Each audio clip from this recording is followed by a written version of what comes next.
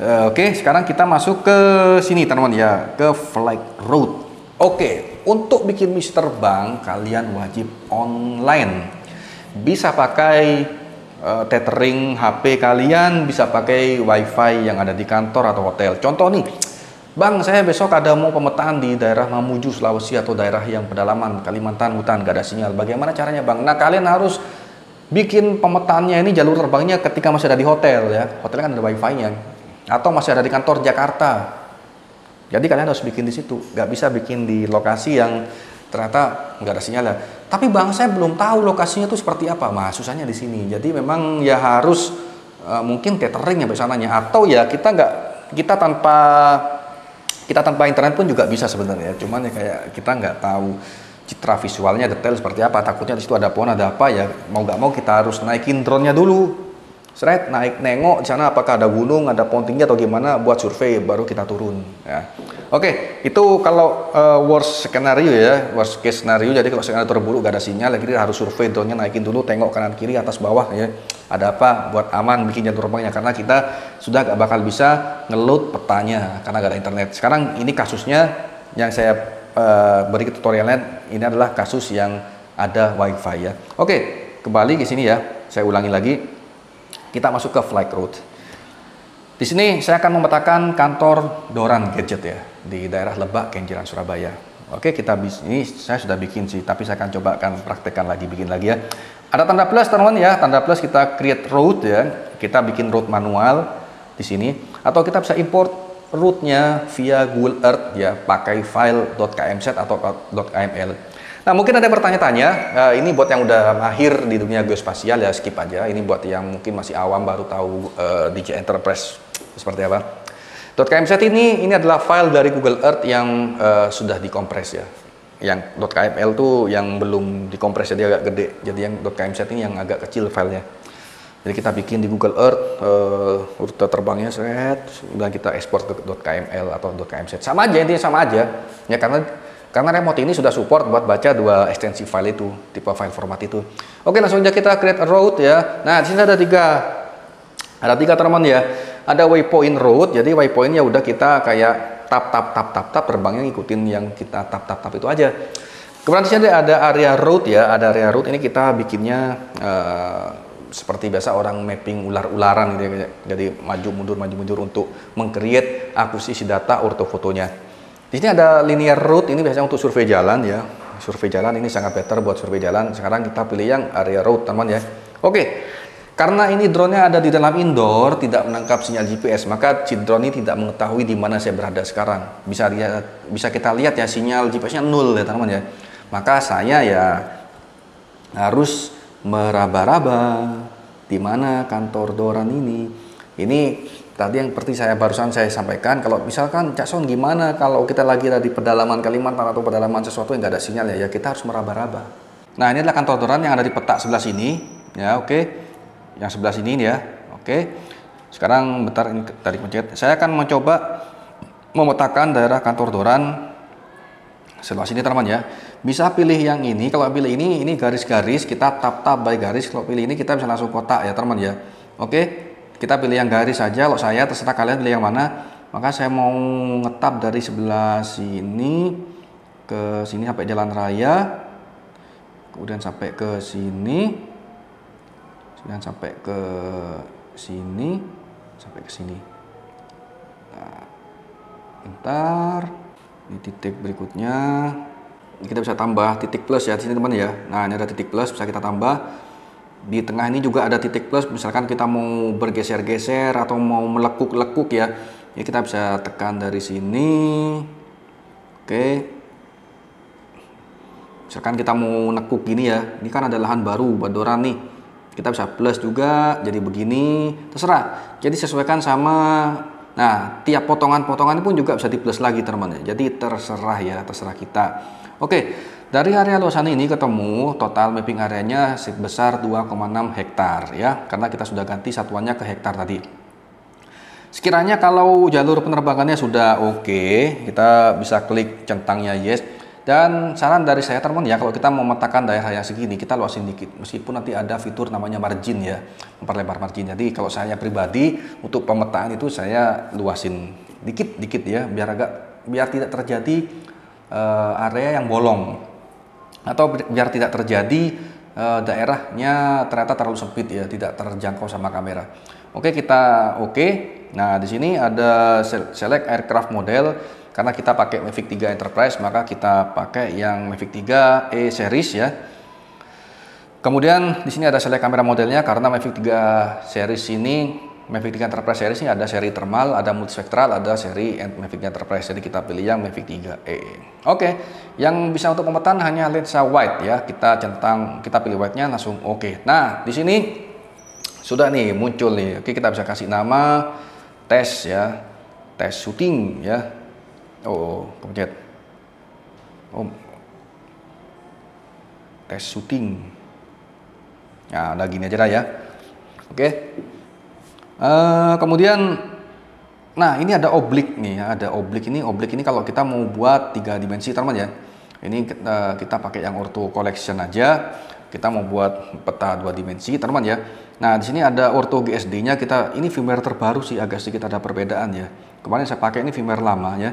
Oke, ini kita bisa tentukan berapa besaran GSD yang kita mau. Tapi sebenarnya kalau saya pribadi sih saya lebih senang menentukan ketinggian dulu dan lain-lain, baru saya mau lihat GSD-nya berapa. Nah, kalau kita sudah ada target besaran ground sample distance-nya atau GSD-nya, ini jujur teman ya, ini barusan tadi saya update ya. Jadi awal-awal video saya yang ternyata akan update ini berubah tampilan menunya. Jadi saya ini baru pertama kali menyesuaikan sama menu baru ini. Jadi saya coba akan belajar dari sini dulu ya teman ya. Karena sebelumnya saya kalau mentraining customer ini saya sudah pakai firmware yang sebelumnya. Jadi saya sudah paham sama bentuk-bentuk menunya di mana tuh di firmware sebelumnya. Ini firmware-nya agak sedikit baru ya, ada pemangkasan dan peringkasan menu. Seperti ini kita di firmware yang lama ini gak ada menentukan GSD-nya, ground sample distance-nya. Yang sekarang di versi terbaru kita bisa menentukan nih. Kalau kita tentukan berapa nanti otomatis ketinggian pun juga akan berubah. Contoh nih ya, saya mau minta GSD-nya 7 cm pixel. Nah, maka ketinggiannya juga berubah nih. Semakin tinggi GSD, ini mungkin buat yang udah paham di skip aja silahkan. Semakin tinggi GSD maka semakin rendah kualitas, ibaratnya kalau kamera tuh megapiksel ya, apa bahasanya, kualitas fotonya makin rendah. Semakin rendah GSD, ground sample distance-nya, maka semakin high quality petanya yang dihasilkan ya. Nih ya, contoh nih, dari GSD 7 maka didapatkan penerbangan tingginya itu 260 meter, maka otomatis semakin tinggi drone-nya, otomatis kan fotonya kan semakin jelek ke bawah ya kan, tapi semakin cepat kerjaannya. Semakin drone-nya rendah, semakin bagus hasilnya, semakin high resolusi ya, tapi kerjanya makin lama karena dia jangkauan kameranya kan makin kecil ya. Kalau makin atas jangkauan kameranya makin lebar, makanya kerjanya makin cepat. Contoh nih, saya mau turunin GSD-nya, saya mau ke high quality, contoh 1 GSD ya. Oh, 1 GSD ini, wah ini 1 GSD mah ini mungkin ikan di kolam mah bisa kelihatan kayak gini. Karena ketinggian drone-nya pasti akan makin menurun ya, 37,2 meter ketinggian akuisisi data terbangnya. Nah, enaknya ini versi firmware terbaru kita bisa langsung menentukan minta GSD berapa. Otomatis tinggi drone-nya dia akan menyesuaikan. Si remote-nya, firmware-nya dan drone-nya sudah mengkalkulasikan kalau saya pengen tinggi GSD-nya 5 GSD, maka dia ketinggiannya sekitar 186 meter ya. Oke. Sekarang ini altitude modenya saya biasanya pakai relative to altitude, atau biasanya ada yang pakai ASL, above sea level ya. Biasanya saya pakai relative to altitude. Jadi gini, ketinggian modenya itu saya bukan dari meter mdpl, tapi dari contoh nih saya terbang di atas gedung ini ya, maka altitude-nya berdasarkan dari tinggi gedung ini saya dinolkan ya. Kalau kita above sea level, contoh gedungnya 50 meter, berarti ini kita sudah di atas 50 meter. Jadi saya biasanya ikutnya yang relative to take off point. Saya take off-nya di atas gedung 50 meter, maka ketinggian pemetaannya itu 50 meter dihitung. Kalau kita ikut mdpl berarti ditambah 50, jadi udah berarti ada penambahan ya. Defaultnya sih ALT ya, tapi tergantung kalian. Kalau pemetaannya ikut above sea level, ketinggian drone-nya bisa ikut yang ASL. Nah, rute terbang ini karena di Indonesia kita ketinggian dibatasi maksimal 120 meter, 120 meter, maka 120 meter. Kita bisa terbang lebih tinggi lagi kalau kita sudah punya izin ya. Oke, ini hanya sekedar selang pandang aja. Safe take off altitude-nya biasanya saya isikan sama biasanya. Biasanya tuh gini. Safe take off altitude itu ketika drone-nya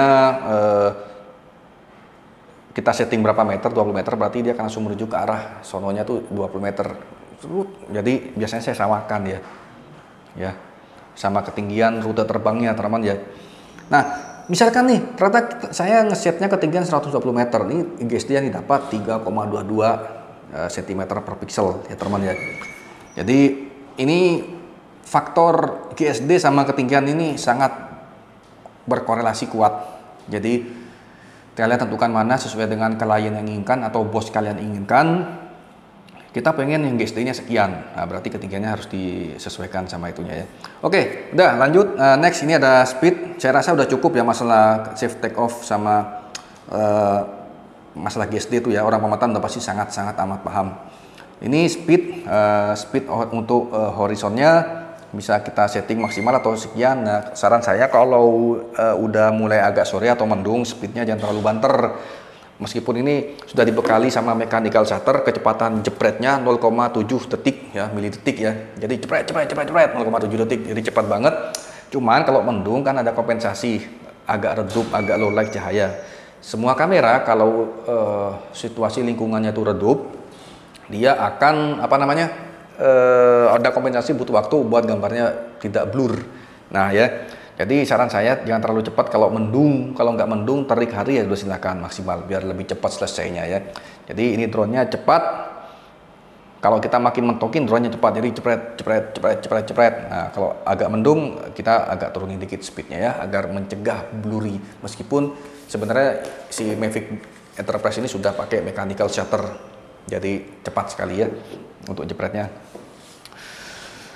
Kemudian di sini ada course angle, jadi kita bisa untuk ini ya berapa derajat untuk menentukan titik startnya di mana sama efisiensi. Contoh ini efisiensinya, kalian perhatikan garis hijau. Garis hijau ini adalah, aduh saya kepencet pak tadi.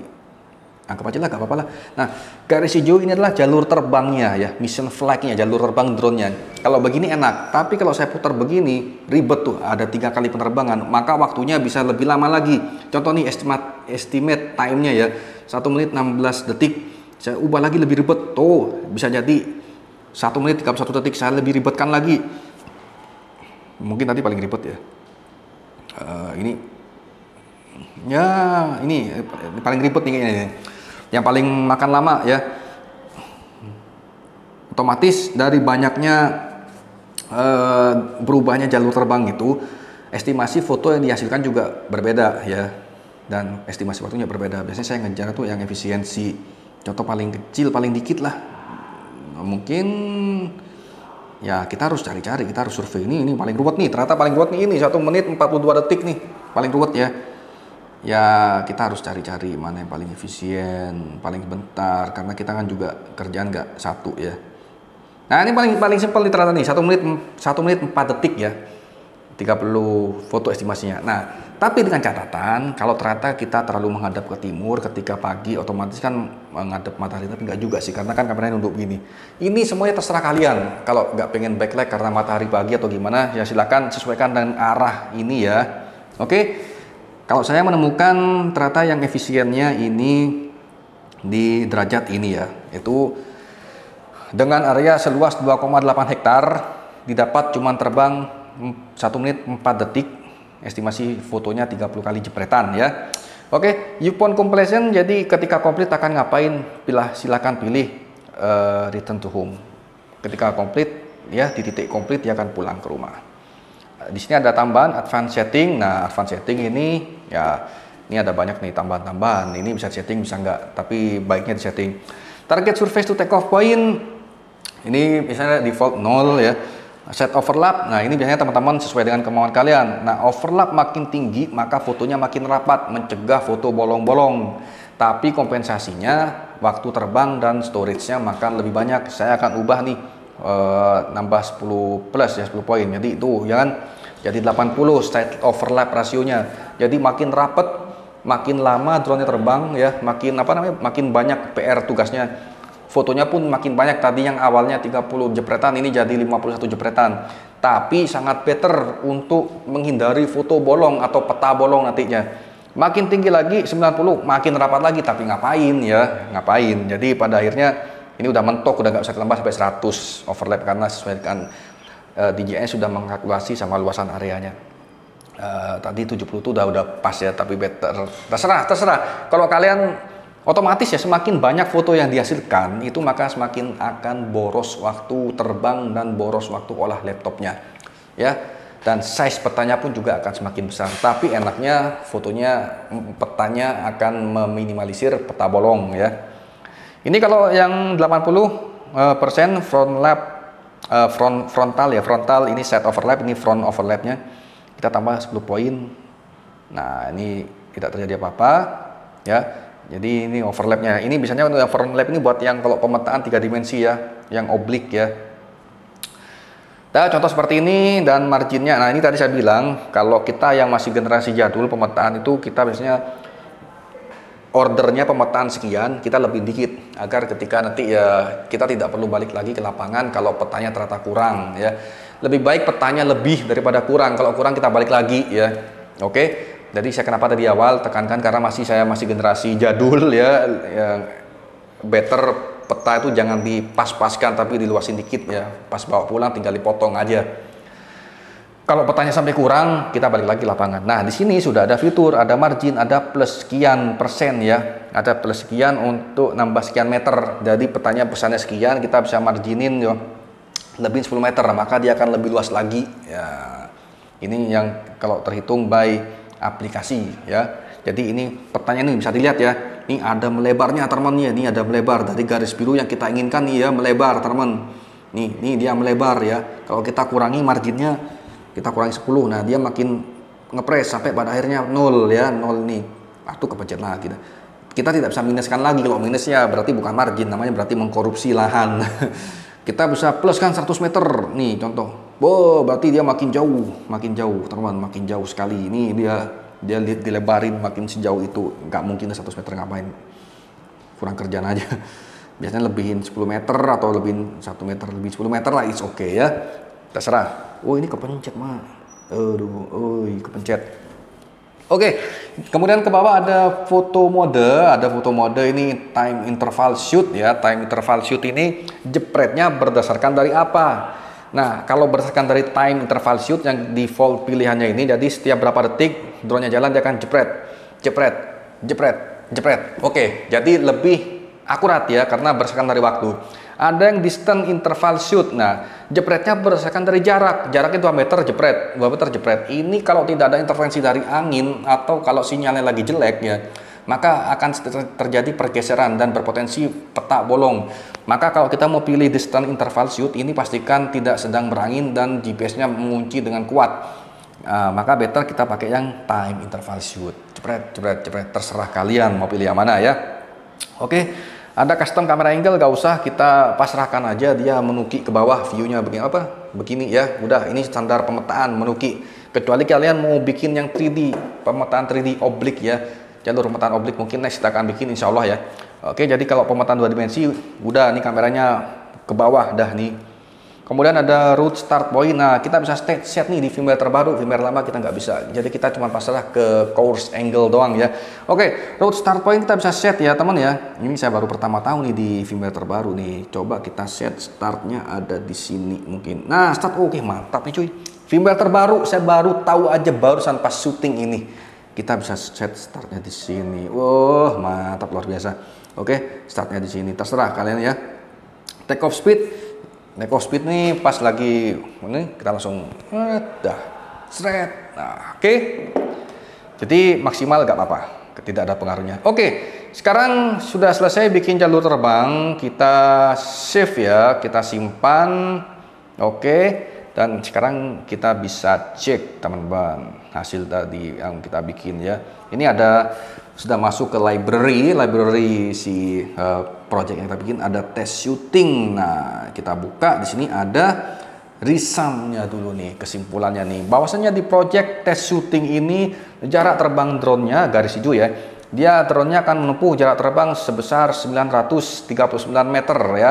Dengan estimasi waktu tempuh 1 menit 38 detik ya. Kemudian menghasilkan foto sebanyak 46 jepretan dan area yang tercover seluas 3,7 hektar ya. Area yang dicentang biru ini yang akan difotokan dengan menghasilkan ground sample distance atau GSD-nya sebesar 3,22 cm per pixel.